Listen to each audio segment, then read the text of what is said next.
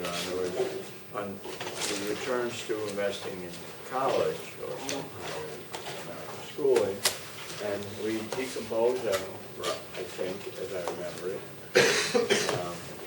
into various components of the benefits and the costs, right? And looked at an explanation of why young women formerly were much less likely to graduate from a four-year school, and now they're much more likely to graduate in all rich countries. In the United States, about 57%, as I mentioned, almost 60% of the four-year graduates are women. Okay? So here's an explanation of that using some basic economic theory. And we looked at some of the other determinants. Now, one might discuss very briefly the capital constraint issue. I'm not going to go into it in detail. But one of the disadvantages of going to college from that perspective is that you get a more uneven utility or income stream. So while you're in college, you earn really little. Because you have to spend your time at school, and yet somehow you have to finance your consumption while you're in college. So you could reduce your consumption a lot, but there's a cost to doing that. Now you may have more time available, so you may be trading off time for goods, but still there's some cost of having low consumption while you're in college. So what people would like to be able to do is sort of even out. Not fully, depends on interest rates and discount rates, but utility function and wage rates, we went through all that. But kind of more even out their utility stream, right? Given that their income stream is not even over their life cycle. And they do that to some extent. So when you're in college, you get debt, student loans, you borrow from family or friends, you borrow on your credit card. I mean, that's all fine. I mean, that's the way it should be. That you go into debt at those ages because you're trying to finance better level of consumption, not necessarily equal consumption, a better level of consumption than you can get out of your income.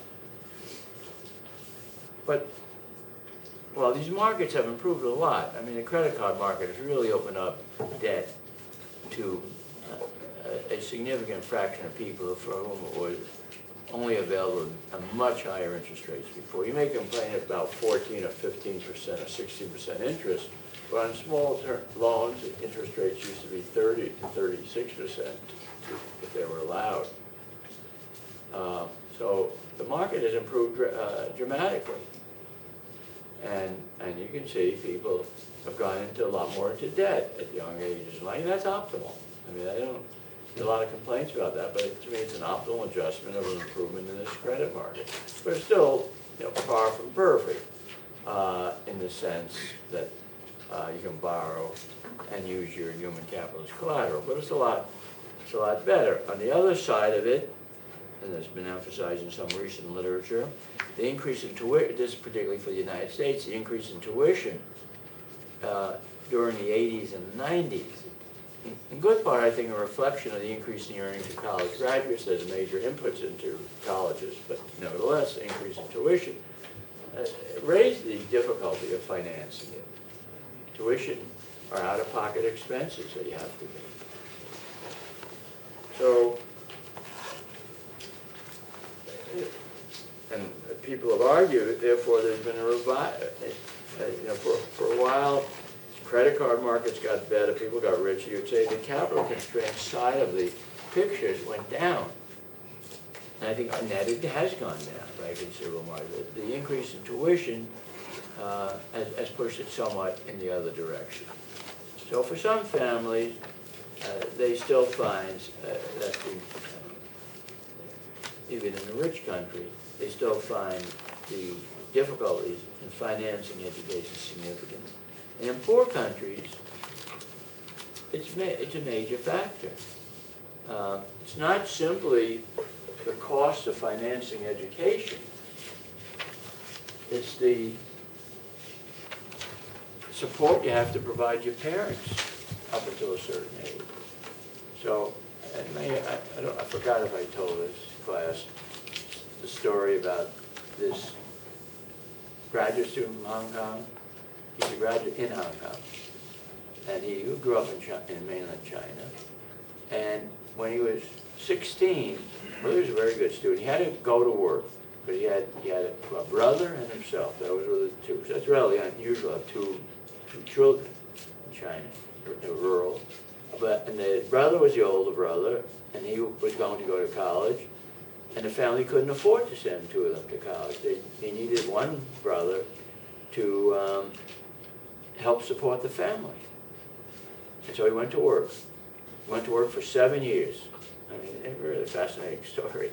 Went to work for 7 years, studied a lot, math and a lot of different subjects. And at the end of 7 years, he accumulated enough resources he could help out his parents. And then he went immediately into graduate school. He skipped college. And that's what he's doing now. You know, he couldn't get into Hong Kong graduate school right away, so he first had to go to a not such a good graduate program in mainland China, and then he transferred after he did well there. And then the Hong Kong people were willing to take him, but up until then he just had a technical high school degree. And he's a very good student. We had him around here for a few months. It's really quite good. But this is an example. It brought home to me, I mean, things you tend to forget about, that in a poor economy, China isn't the poorest. I mean, China is much richer than India, for example. So it's poor, it's below the median, but there are a lot poorer countries in China.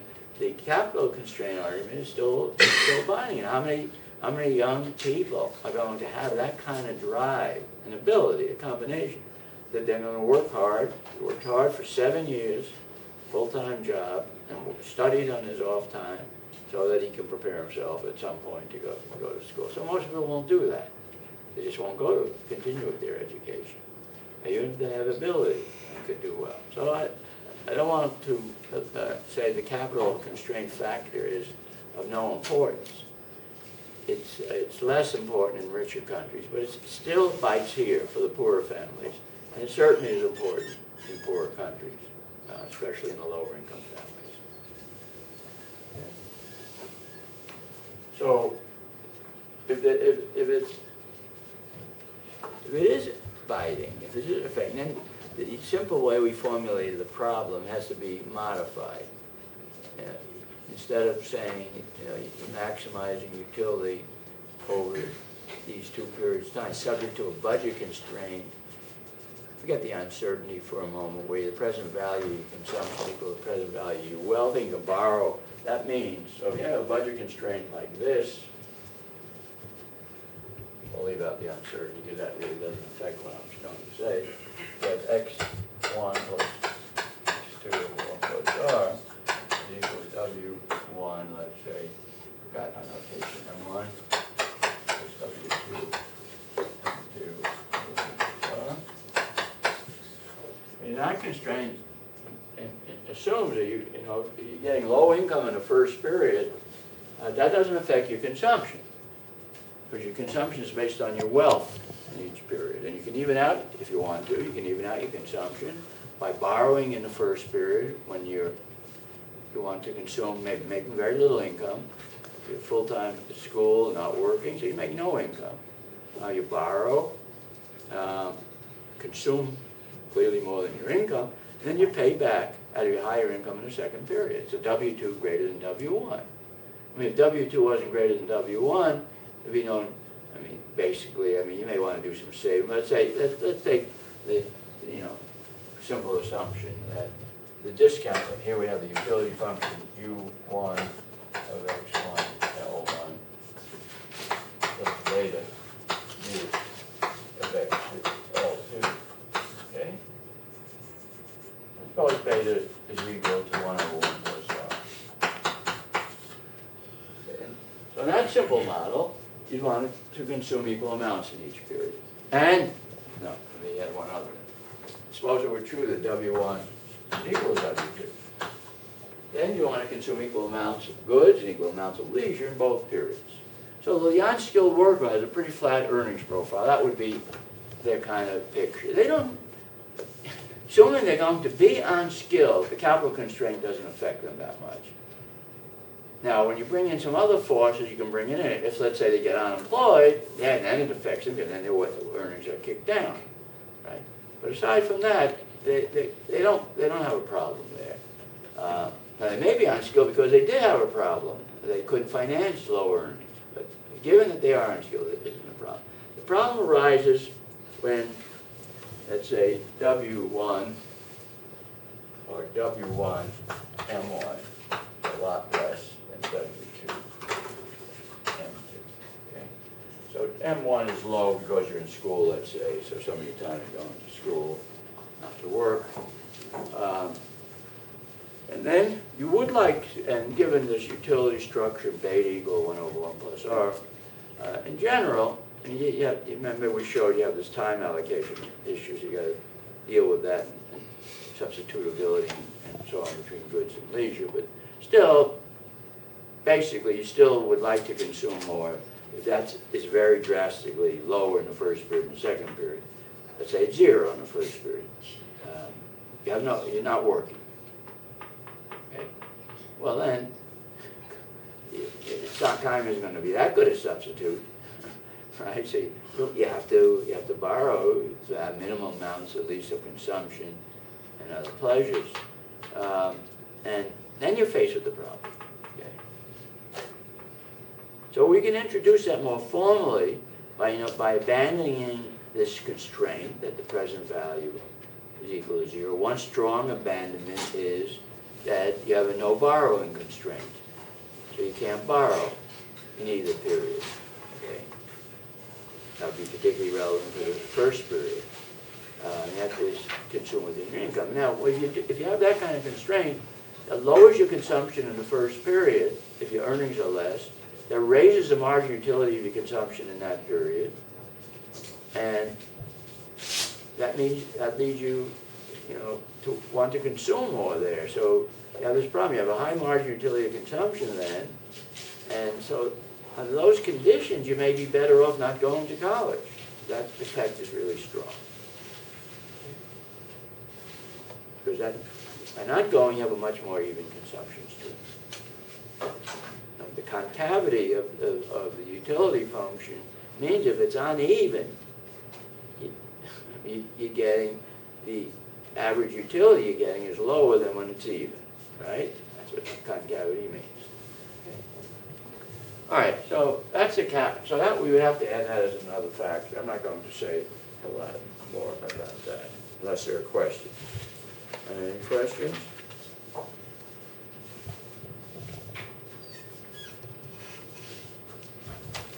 No? Okay.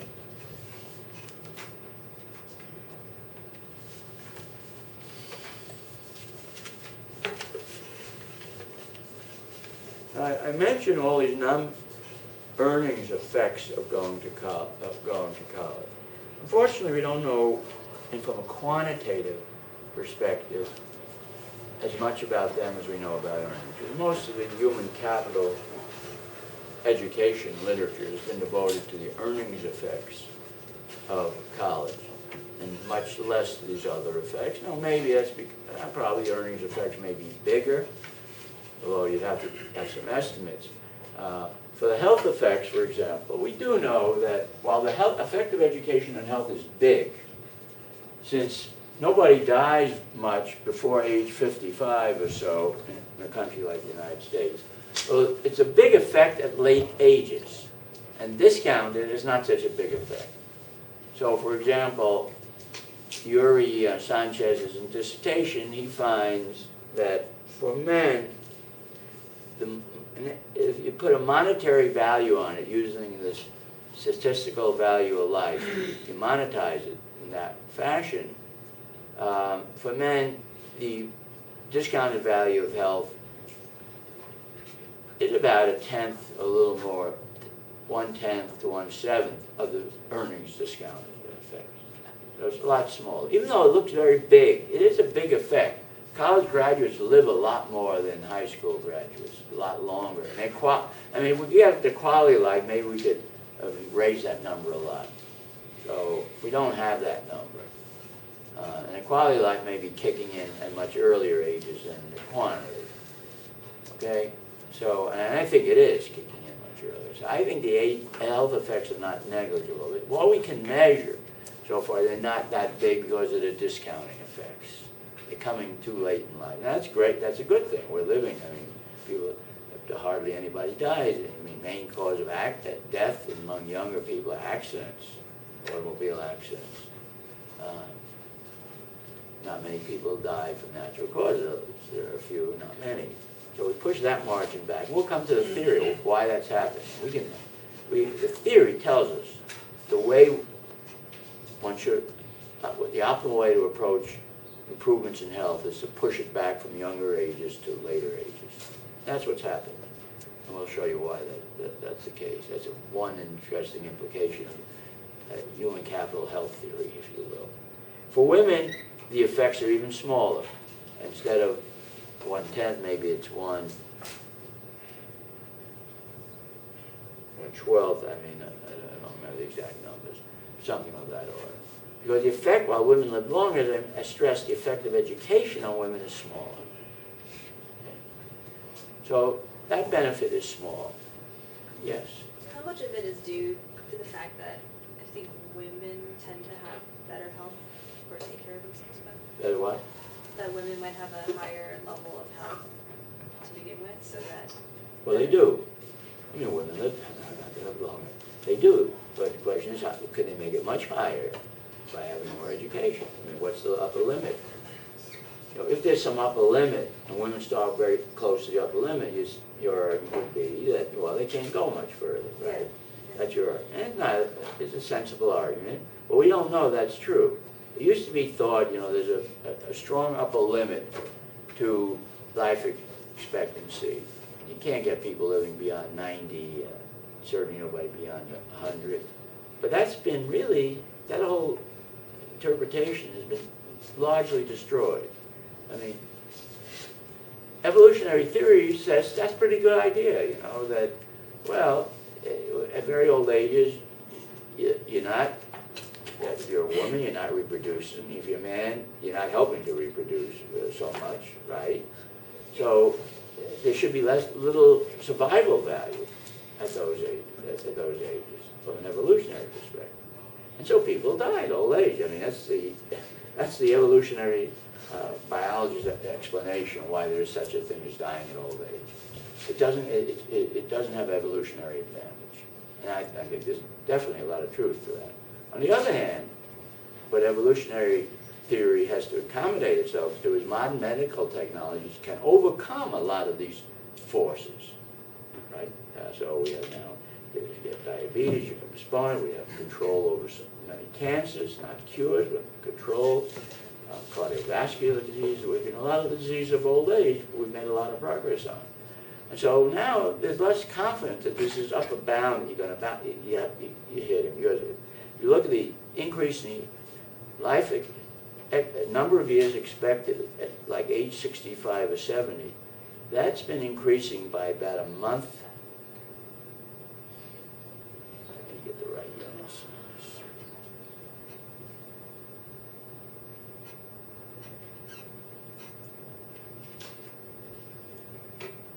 Probably something like a month a year. So over a 40-year period, that's increased by like 4 years almost, 3.5 years. And it's continuing to increase, it hasn't gone down. So once you take that view, I don't know how important the upper bound argument is, but that might be one reason why the effect is smaller for women. They certainly have higher average health. Anything else?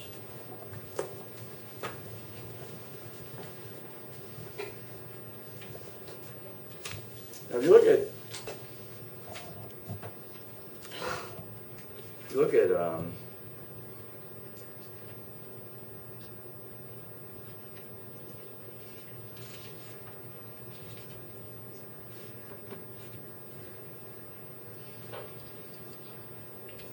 right.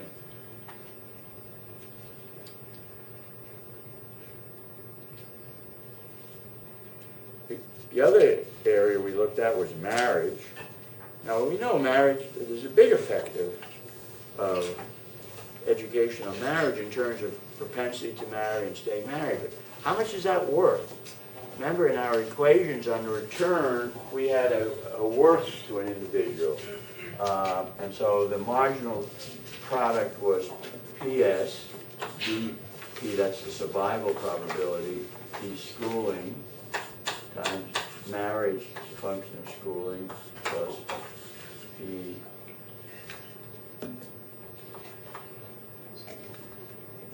plus marriage, plus MS, the effect of marriage on schooling, right?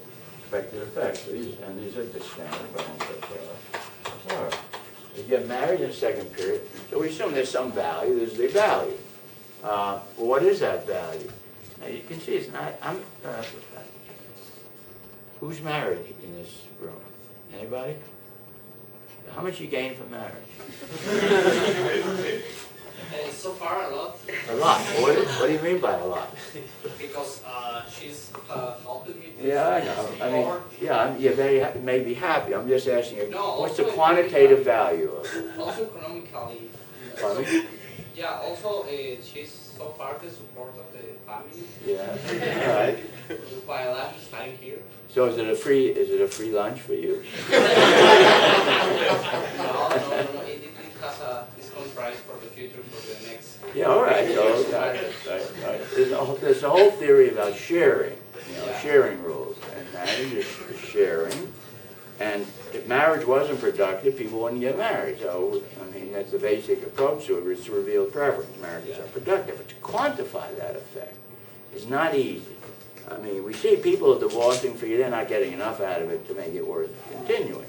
And then they got zero, so they may feel they do better by going back into the marriage market.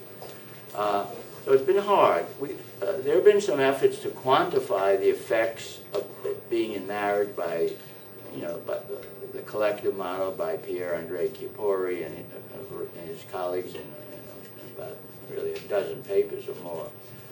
And they have some estimates that are interesting, but I don't know of any estimates that looks at the derivative, the effect of greater education on this sharing.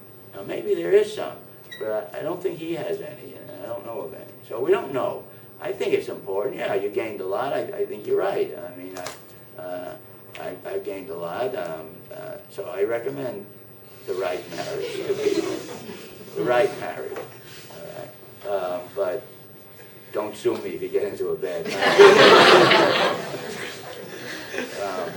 But it's hard to quantify. So it's important, but we don't really know. That's why, it's one of the reasons we concentrate so much on earnings. We can quantify earnings, right?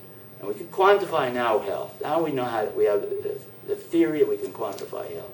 Marriage is a lot harder because first, it's a joint decision, and you can quantify the effect of being married on earnings, and people have quantified that, and how that links with education. But there's a lot of other benefits to marriage, the value of the kids and all that sort of stuff, or whatever, companionship that you have, that we don't know how to quantify yet. I mean, it's hard because there's no market you can see that in. So, but I think it's important, but we don't know about it. Excuse me. How could you tell that, for instance, like marriage stability with college-educated people is not due to higher cost of separation? I mean, well, from the mere fact they are more stable, you can tell. You have to analyze it more. What are the higher costs? In some ways, they have lower costs. The search market, the more educated people are better at search in general.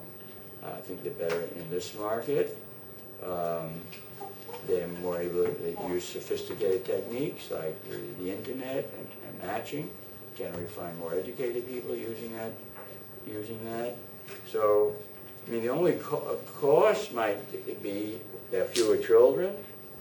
So if you ask what's the cost, maybe they have more assets they have to divide. That would be the only cost that I can see from doing it. Maybe that's important for some families, but when you look at the data, most divorces occur early in marriage before people have accumulated a lot of assets. So for most people, it isn't a big problem. So I mean, it's a possible story, but I don't see how it fits either the theory or the facts of what we know about divorce. But you know, it's a relevant, possible alternative. Okay? So, now, as these, so if you look at, go back to a simple supply demand diagram, okay?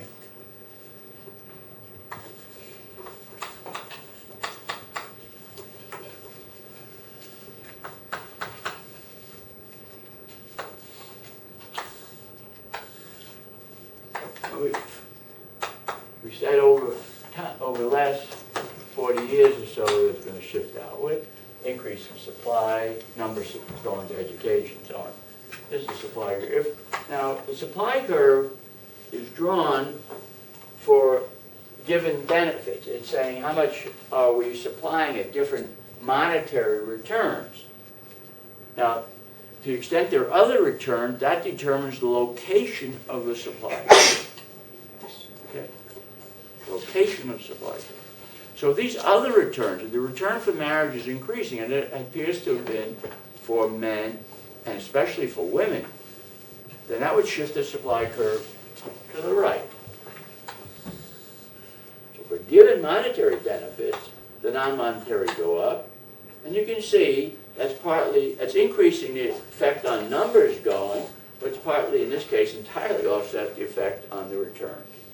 And for the first 70 years of the 20th century in the United States, that's the story that people use. The returns seem to be pretty constant. Some evidence demand was increasing, maybe at the same rate as later. That's claimed by Katz and Golden in their book on education in the 20th century. And so they argue, well, supply grew up until that time as rapidly as demand. Supply shifted to the right. It says demand shifted to the right. There may be a bunch of reasons. Maybe the returns to health got bigger from education. Returns to marriage got bigger. Capital constraints got smaller. All those things are embedded in the given supply curve. Now, so I gave a talk yesterday at Harvard, and one student asked me, actually a former undergraduate here, my research assistant, so naturally he asked a good question. He asked, well, when I was giving this story about why women are more likely to go to college because they have a more elastic supply curve, he said, well, what about, can't one argue their supply curve shifted more than that of men? And that's the reason more of them are going. Okay? So I gave him an answer. What's the answer?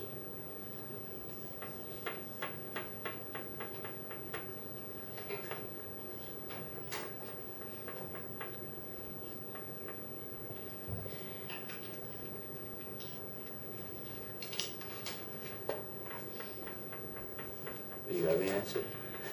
You have been sitting here listening? I don't think I have it right now.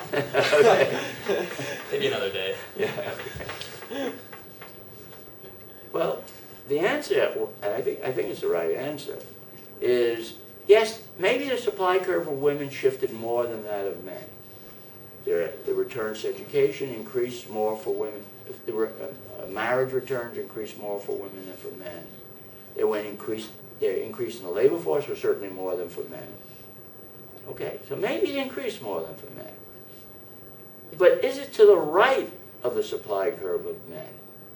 Is it to the right of the male supply curve? Right. So what do I mean, is it to the right? Well, let's say women and men are earning the same monetary return, which seems to be true, as I've argued. Are they? Now, the location of the supply curve depends upon the magnitude of these other returns. So, yes, women's have increased more. So let's say you started with a position like this.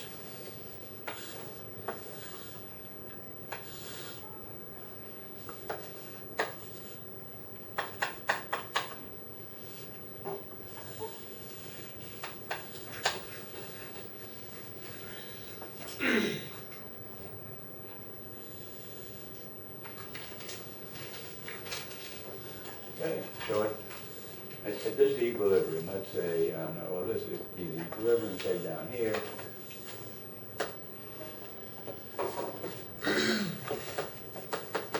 You can see at that equilibrium, many more men are going to college than women.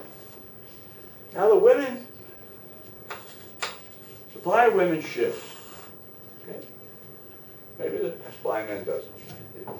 Supply of women shifts. If they have the same elasticity, and if they're not to the right of that of men, it still should be true that more men than women are going to college, although the difference will have narrowed. Right? So unless you're saying their supply curve is to the right of that of men, that can't explain it. I mean, it can contribute to the explanation, but it can't explain what is the challenge, the reversal, the fact that more women are going now than men. Okay? And I don't see where the forces are that's going to shift it to the right. I said the forces that we can measure: health, marriage, labor force participation. Almost all of them. Maybe one exception is the investment in children, but I don't even know if that's improved relatively over time. That would be the only force that would go the other way, if it does go the other, if there's been a change in that force. These other forces are changing, but they're all less than that of men. All right, so you'd have to have a really powerful force from the investment in children, powerful difference, to shift it to the right. So I find that as part of the story, maybe why, particularly on the hours of work side, the marital side, why the gap would narrow. But I can't see it explaining why women are now surpassing that of men. Okay, so, but still the supply could have been changing. Okay, for both men. Okay?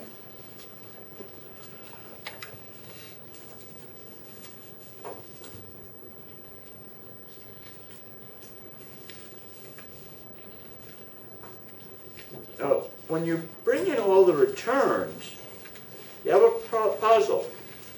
Let's say the monetary return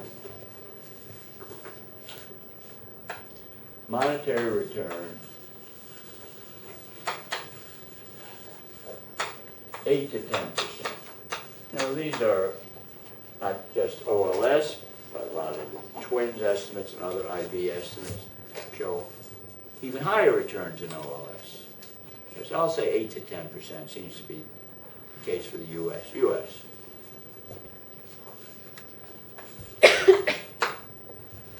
Health. Maybe 1%. I'll say 1 to 3%, because the quality of health was also involved there, right? Health, quantity, quality, marriage. It's hard to know what that is. Something. Utility directly. Something. So you add up all these things and make even low estimates for this. You're going to get returns, probably total returns,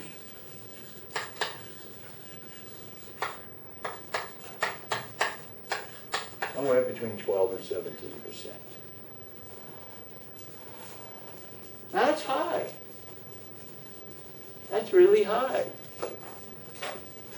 Okay, these are the private returns. The private returns on capital is average around 7%. So why the greater return to human capital?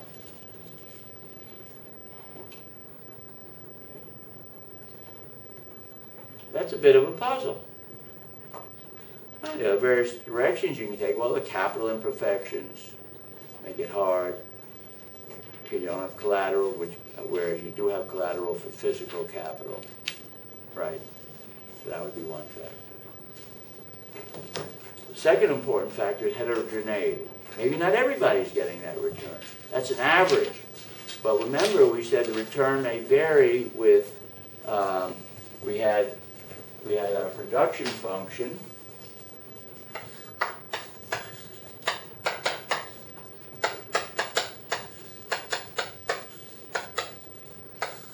Okay, where f of a greater than 0.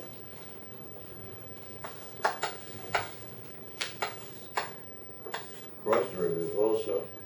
So maybe the marginal guys going to college are lower AN and lower AC, lower abilities, and they're not getting as high a return.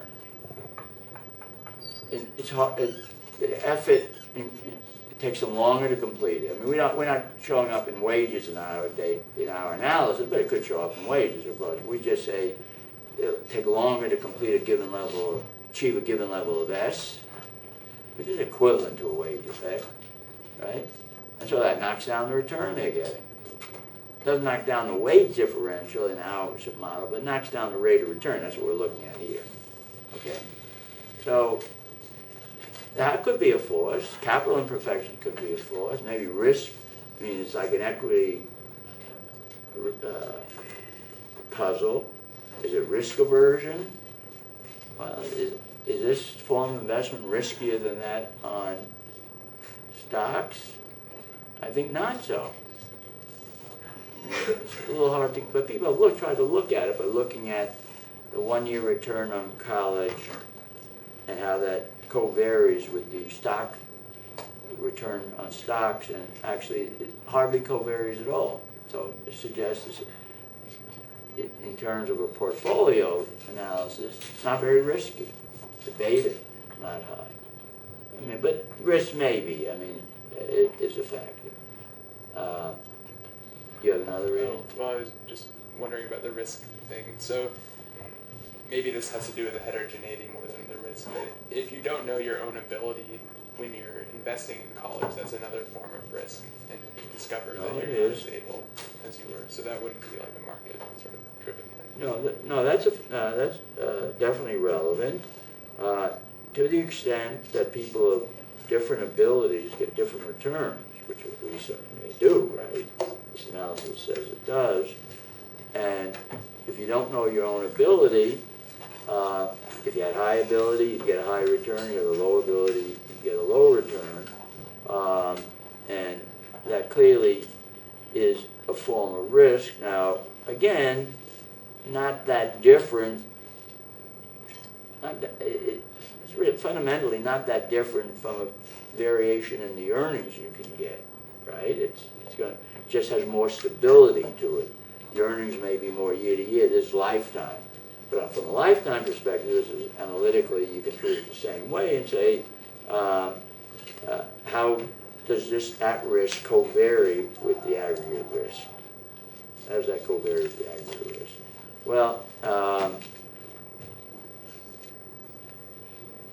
that's a different type of, there's a different covariance that one would have to look at. I don't know the answer to that question, but analytically it's the same question, really. It's just looking at a different source of the risk, not market risk, it's individual risk. And it could be relevant. It could be relevant. So I don't know what the answer to it is. I think it's a kind of interesting question, why these returns are high. And just to say, it's, well, the marginal people, they don't like college or they're not good at it, I think maybe has something to it, but you really like to go further than that.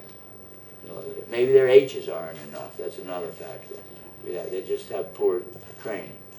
So they don't really get a high return. So I would say the guys coming from poor high schools, they're not really going to get a high return from going to college. So it's reasonable why they don't go to college. That would be this story. I don't know if that's true, but that would be that interpretation.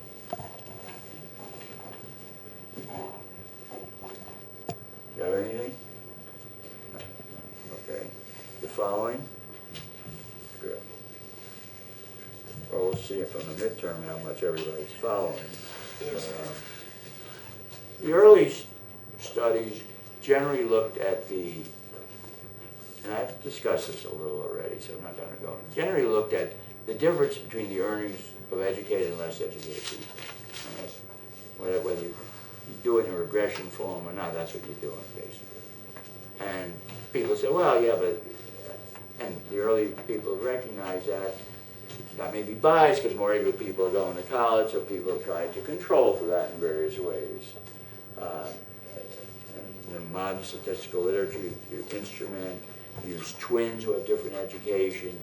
You look at education in states that enable people to go to school early, and those states end up, their kids get more education. You look at how they earn and compare with those in other states with less education. And there have been a whole host of techniques. And my net reading of that is, yes, some of them show lower returns, but some of them show higher returns. A lot of them get rid of measurement error. One of the problems when you regress, let's say, and I think it's an important problem, you simply regress log W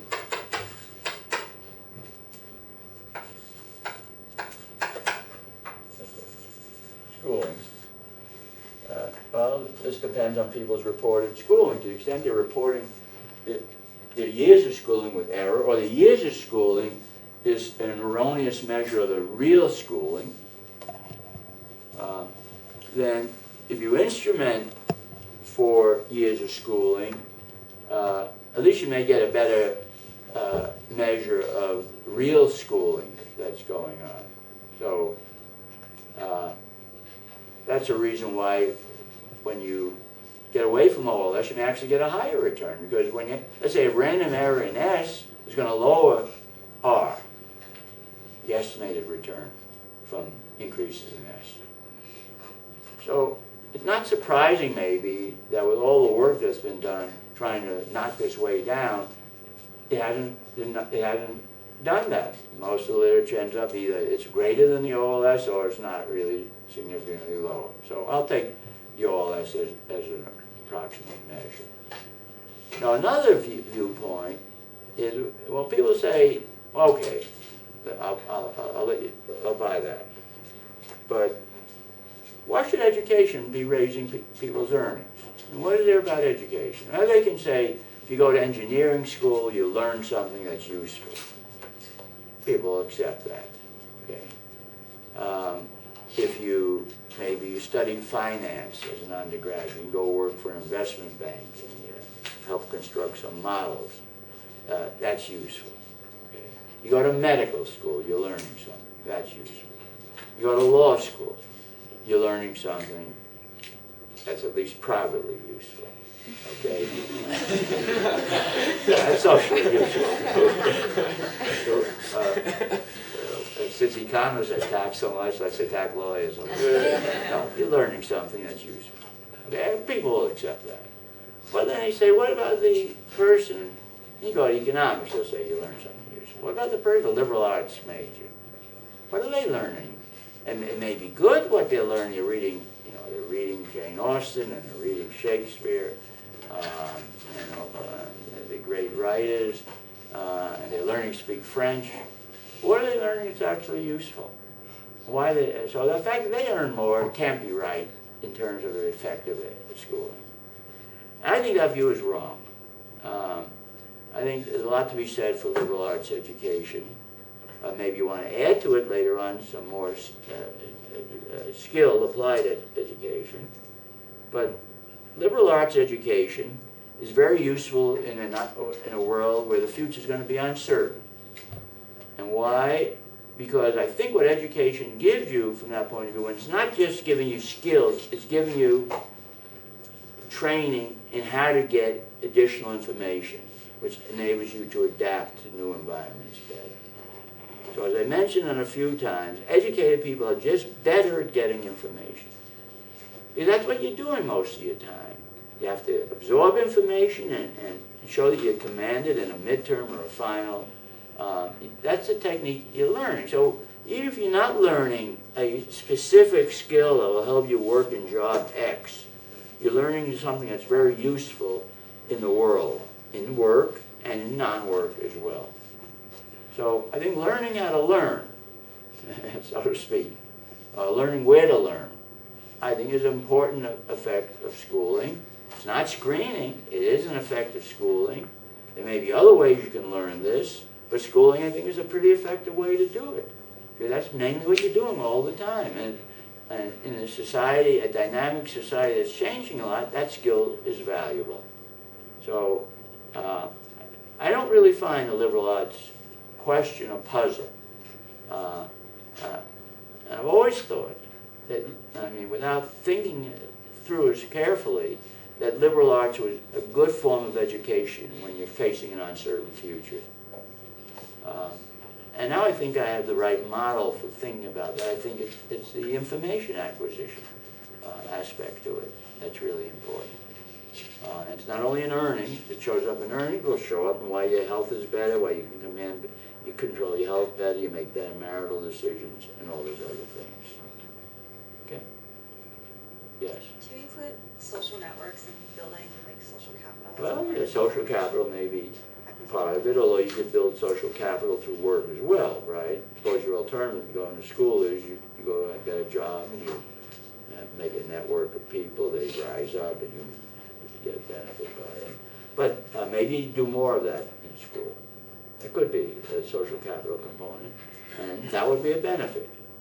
If this is an efficient way of providing networking, that would be a benefit, right? It would be a benefit. It's an interactive benefit. So we do know, well, at least there's a lot of revealed evidence that better students seem to learn more, relatively more, when they're matched with better teachers and better students, other students. That's kind of a networking or interaction effect, I don't know if you want to call it. Not the networking where you meet somebody at college and they give you a great job later on. I mean, that's not what I'm referring to, but that you're interacting with them, that helps you learn better and know more. And in addition to that, there's your type of networking that's involved. Is that effect important? I don't know. Nobody's estimated the magnitude of that network. It's always said you network a lot. And I guess there's some networking that goes on. And we could try to tease it out by looking at where people's earnings are and people who went to the same, were friends. So you got to make a good experiment. People who are friends in school, how they did, so they're all doing it pretty much similarly. And then you have another group of people who are similar with friends. I mean, you like to randomly assign people. Let's say you can't do that. So with people who are friends, you have two different groups of friends, and is the intergroup variance in achievement smaller than, say, 4 people chosen at random who went to the same school? That's the kind of, somebody, in fact, I think at Harvard yesterday was telling me that we're doing this, have some data dealing with precisely that question. Not so, I don't know how to go, that people who were friends at school tend to go more likely to go into the same industry than other people who went to the same school, and the variability in their earnings is smaller. So that was a social networking type of force. So yeah, it could be a factor. Anything else? All right, nothing? Just saying that about it's normal because the people that you are friends with is the people who are more similar to you, so they're gonna choose. Yeah, so you have to do it. You have to do it more. Of course, the whole problem in understanding social interaction is the unobservables, what we call the unobservables. Okay, so what he had. Let me give you a little more about it. He had some random assignment to people who were randomly assigned, let's say, to a study group. I don't remember the basic source of his data, but he was aware of that problem. So he was looking at data where had random assignment, and so for random assignment, you wouldn't expect, you're controlling for these unobservables. That's the way people are trying to approach social interactions problems now. It's so hard. You can hold a lot of things, observables constant. So people looked at studies like you randomly assign roommates. So some colleges do that. How does that affect their performance in terms of variability across each other and even means relative to other people who are assigned, taking 2 random people not assigned as roommates? That would be a way, that's what they try to do. So he had some random assignment mechanism. It's hard to get those type of experiments. Some of them are just thrown up naturally because some colleges like to randomly assign people. But in most actual, let's say study groups, that's self-selection. People are self-selecting into different groups. So just looking at study groups, you'd have to worry a lot about people selecting in on various characteristics that leads to. Now, they're selecting in, and they're all from Latin America, or they're all from Asia. Well, maybe that's kind of like a random assignment if you look at occupations and so on. They're just selecting in on some ethnicity that isn't particularly relevant to achievement. But if they're selecting in other characteristics, you worry a lot about it. And even the ethnicity, I mean, it's easy to construct arguments why that can make a difference, although I think it's going to make less of a difference. But there are no pressing questions. Let me move on to, I want to spend a couple of lectures on health, as what I call health as human capital. We've mentioned that, the effect of education on health, right?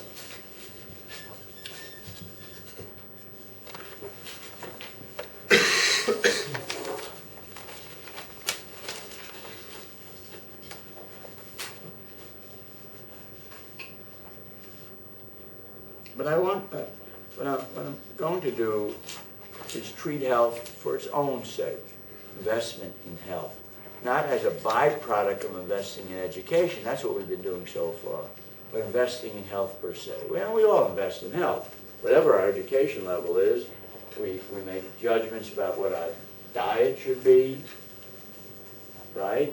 How should we visit a doctor? What medication should we take? Should we stop drinking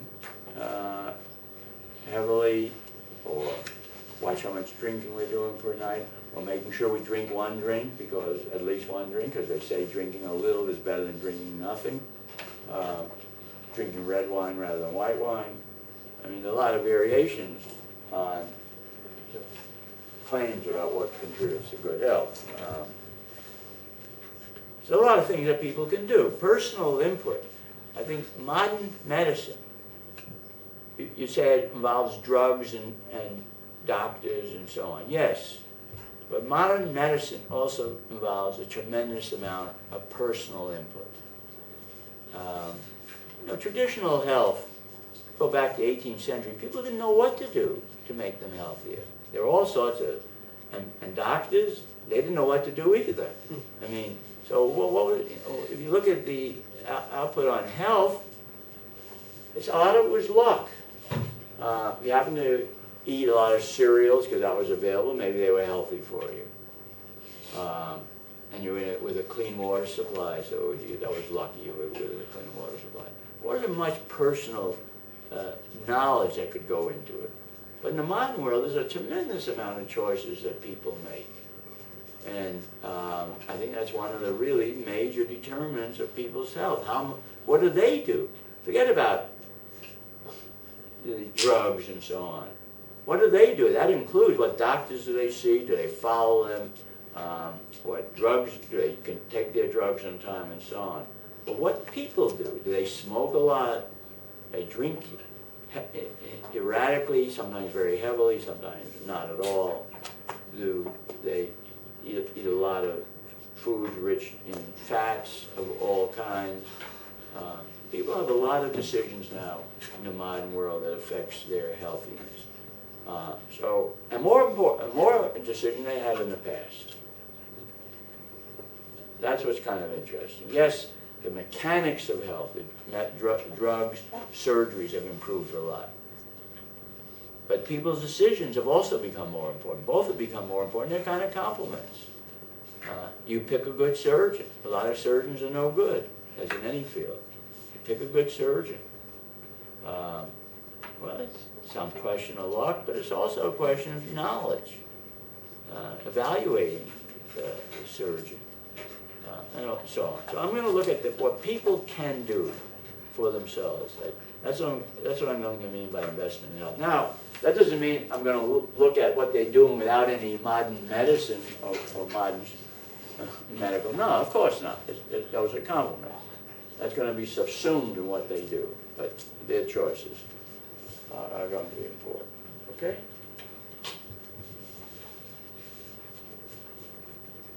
And this is going to link up to the microeconomics of statistical value of life, for example, the literature on that, and the worth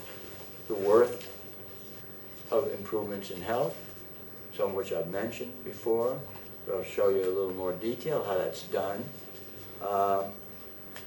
And then on some of the I'm not going to get into this much, but there's a growing macro literature on the macro effects, economy-wide effects of improvements in health, in life expectancy, how these affect the economy and maybe are in turn affected by the economy. So it's papers by David Meltzer, Asimoglu, Alan Young, and a bunch of other people that on what I call the macro aspects of health, which are interesting. I just don't think we're going to have time to discuss them. Okay? So the micro theory and the macro theory of health is based on micro theory. So you have to know the micro theory to talk about the macro aspects in a deep way. The macro theory has a number of aspects to it. One,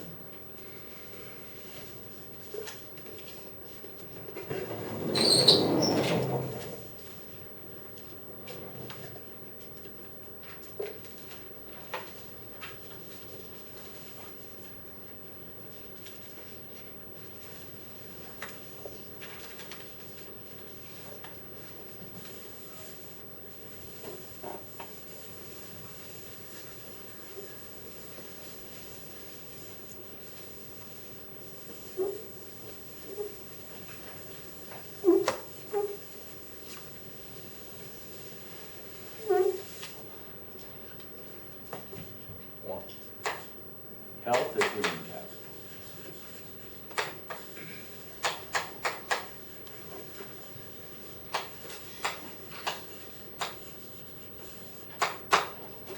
One, statistical value of life.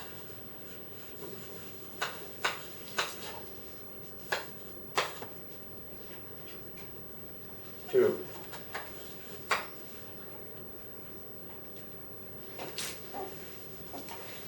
optimal. We can discuss this part without considering the second part. Optimal investment in health.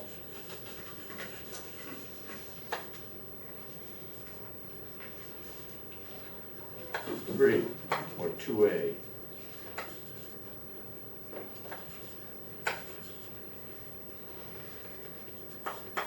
Health or self-protection.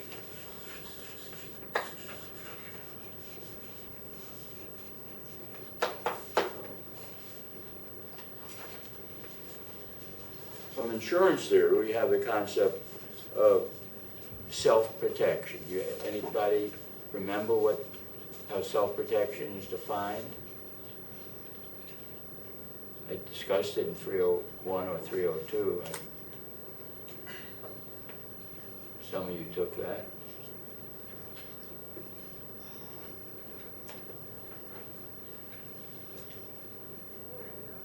Nobody?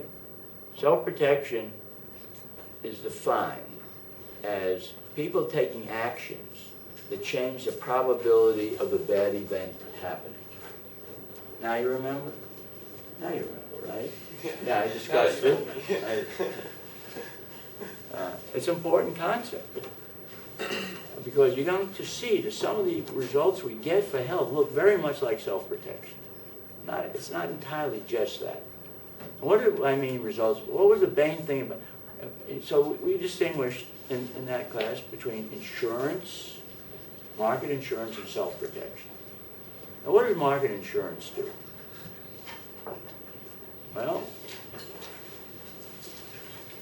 margin insurance, we said, you know, you're trading off margin utilities in different states. So what you do when you insure is you put resources into states where your margin utility of income is high, right? So if you have a fire, your margin utility of income is high, so you take out fire insurance, so if you have a fire, you get income, so it's more worth in that state than in other states. That's what insurance is. Self-protection is different. Self-protection is maybe a complement to insurance, but it's not insurance. You're taking behavior that changes the probability, raises the probability of your bad states, basically. I'm sorry, it lowers the probability of your bad states, okay? Lowers the probability. Now, when you take out fire insurance, that may even raise the probability of the bad state, right? That's the moral hazard risk of fire insurance. You have insurance, okay, who cares? I mean, I don't care as much, let's say. So my house burns down. The company will pay me off. And you care, but not quite as much, okay? But self-protection is very different. Self-protection, I'm saying, well, let's say I don't have fire insurance, so I want to lower the likelihood I'm going to have a fire. I'm going to be very careful, right? Because if I have the fire, I lose all that, all the loss, my loss of my house or whatever utility I have. So, you remember we discussed the question, well, why don't parents insure their children? Which they don't, basically. And the explanation we gave was that, yeah, parents love their children, but you only insure if your margin utility of income is going to be higher when your children die than when they didn't die.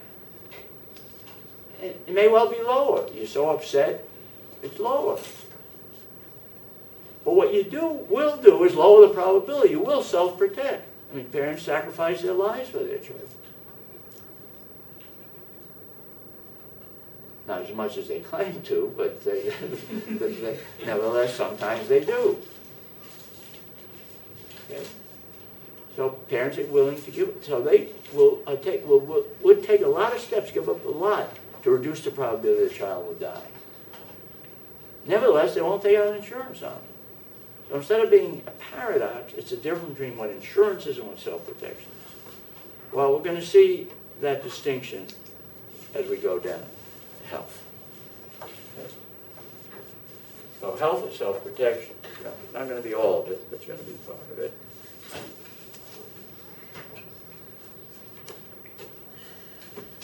So the way we're going to do it is very simply, we go back to our two-period utility function. Although I'm going to have to extend that later to more than 2 periods, because certain aspects of the theory of health you can't really do in 2 periods. But we can start out and do a lot in 2 periods.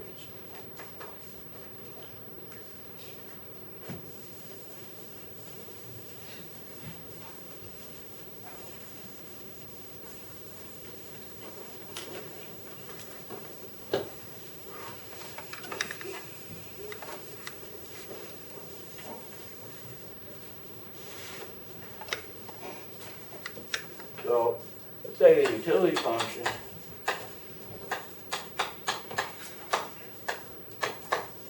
I'm going to change my notation slightly. I'm going to call the probability of surviving, I'm going to have 2 periods. With some probability you survive through the 2nd period. You don't survive to the 3rd period, that's certain. I'm going to call the probability S. S is going to be probability of surviving. It's S for surviving.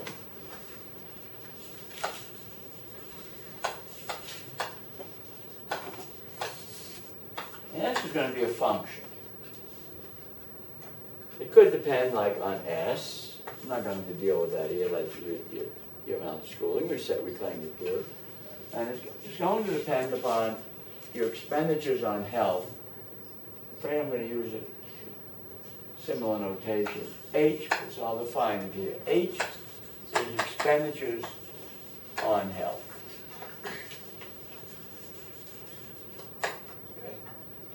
you spend resources on health. It's going to be goods. You could have time, but it's going to be goods. Okay? And then you have utility here in the second period.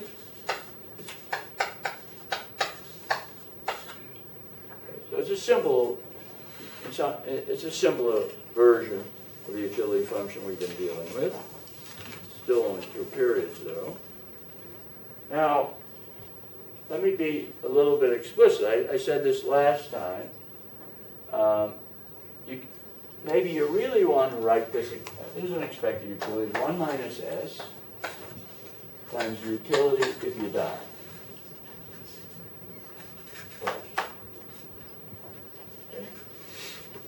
That would be a fuller utility function, right?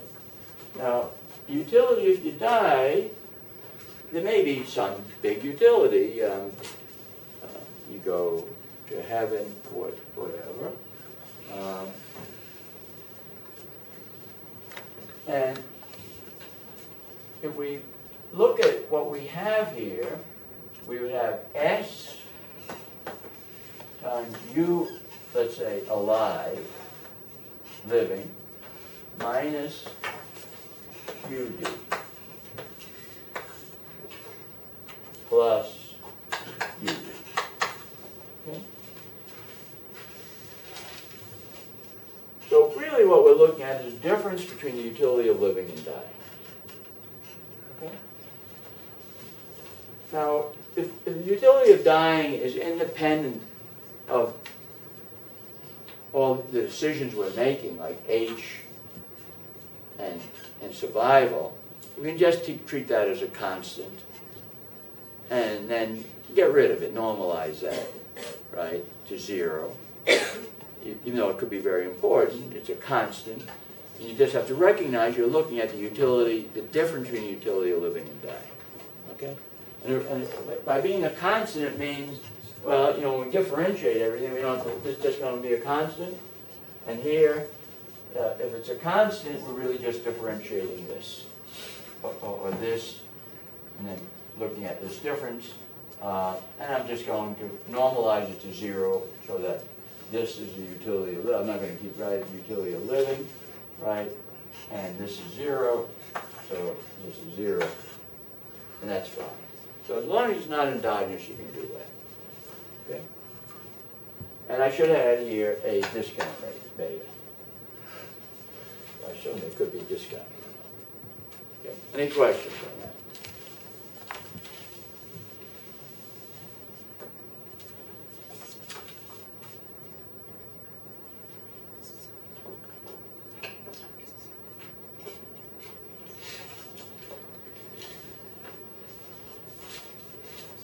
Okay, so then the budget constraint is going to be like what we did before. I'm going to assume full annuity insurance, so expected consumption, including the expenditure on health, H, is going to be equal to your expected income.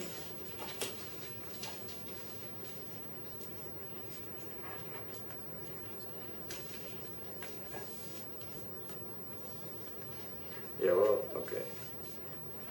Not quite right. I mean, it's a minor, but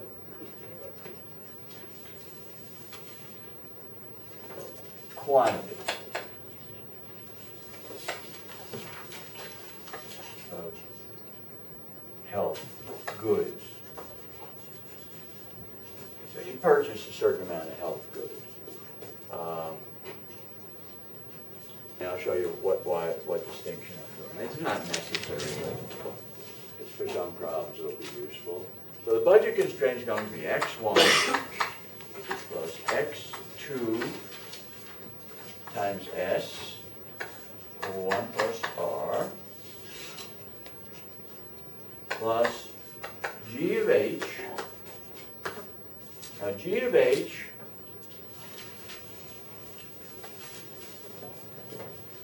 G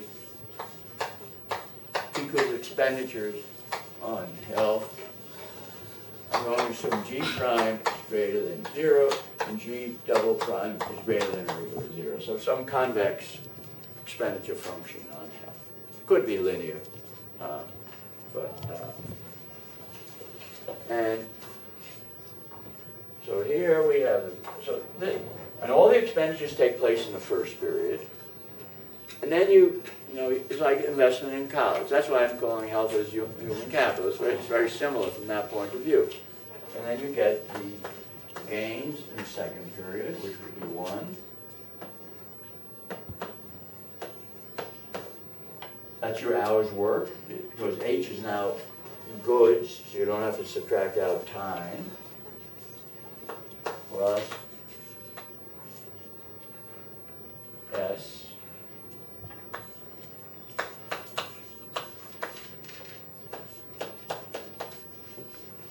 Right?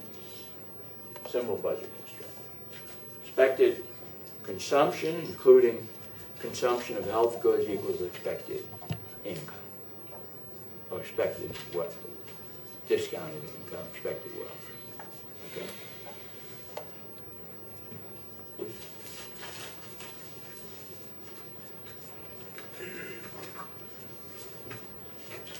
And I'll assume, to make sure that the first order and second order condition are following, S prime is greater than 0, so you spend more on health.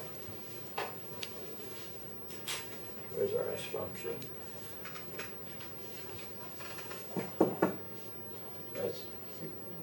That's S prime is DSDH. Equal S prime greater than 0. And S double prime less than equal to 0. So it's concave. You get smaller and smaller improvements as you spend less. Okay. So if we look at the first order conditions, I'm not going to go through those for X and L. Those are exactly the same as we had when we were dealing with investment in education, and you should be aware, know them, derive them, and show how they come out. I'm going to use some of them a little bit. I won't get to it today, so you should know them, but I'm not going to write them down. Okay. So, but I'm not. So you're going to differentiate. So this constraint optimization problem is like range in V, budget constraint, with respect to X and L. I said I'm not going to write those down. And with respect to H, those are the only 3 choice variables you have. Okay.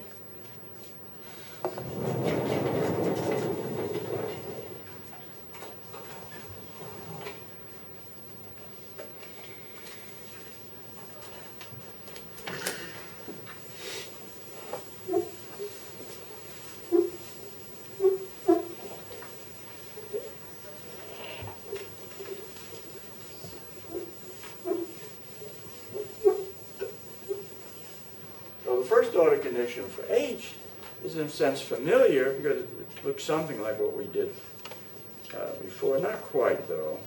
So we're differentiating the utility function. So we would have ds dh, and we'll call that actually that's H prime times u in period 2 times beta. Okay, so that's going to be the benefit. What's the benefit of spending buying more health goods? You raise the probability of surviving, so S prime being positive. But that's going to occur in the second period, so you have to discount that by beta. Or then you're picking up utility. That's important. That's crucial, absolutely crucial to understanding the literature on this, I don't know why I have so much trouble with that word, the statistical value of life. That's crucial. That's utility levels you're picking up, not marginal utilities. That's where the self-protection comes in. With self-protection, you're picking up utility levels, not marginal utilities. That's why it's different from insurance. And that's what you're doing here when you're investing. Okay? And then what do we get? Well, we're going to have that is, we can erase that. That's going to be equal to lambda. I go Lagrangian, which is the marginal utility of consumption first period, times G prime of H, that's your cost, your basic cost. You spend, buy more health goods, it's costly. Right? And then there's that similar term that we had before, H prime and X2 minus W2.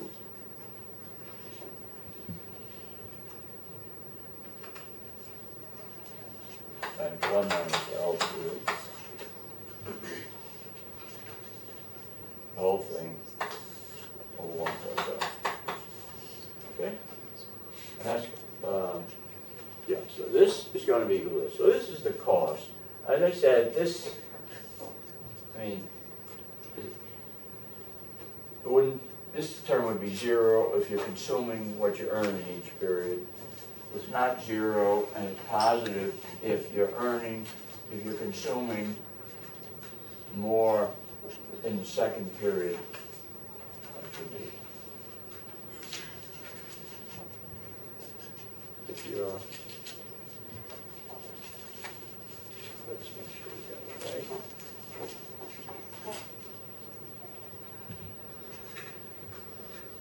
Yeah. Okay, so that's fine. So the interpretation would be that's current, it's positive. Yeah, okay.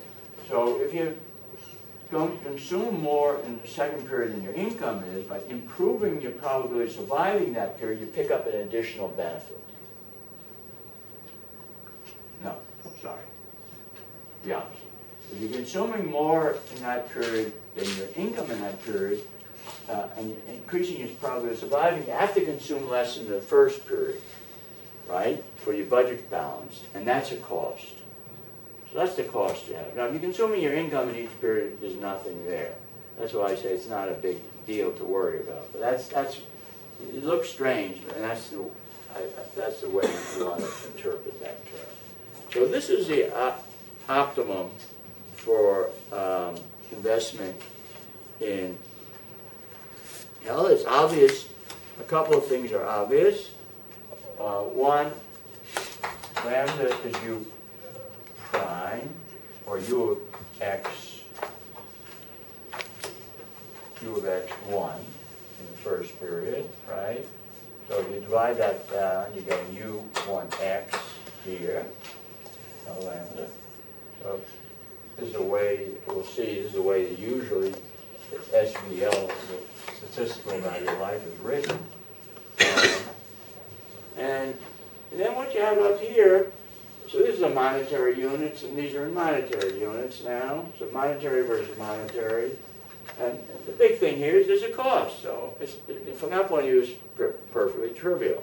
You're looking at the marginal cost of investing in health, and it's equal to some marginal benefit. What's interesting about it is really not so much what the marginal cost looks like, but what the marginal benefit looks like. Okay, and there are 3 components of it, 2 straightforward. 1, it depends upon how much improvement you have in your survival rate if you spend more. Okay, that's obvious, that's going to be there. That's 0, you can forget about it, you're not going to do anything. You discount because it's coming in the future, so you're discounting it. And the big thing is the utility level that counts. And next time, we'll elaborate on this and show what the interpretation of it is. People often misunderstand what this the benefit really means. So that's what we'll do next time.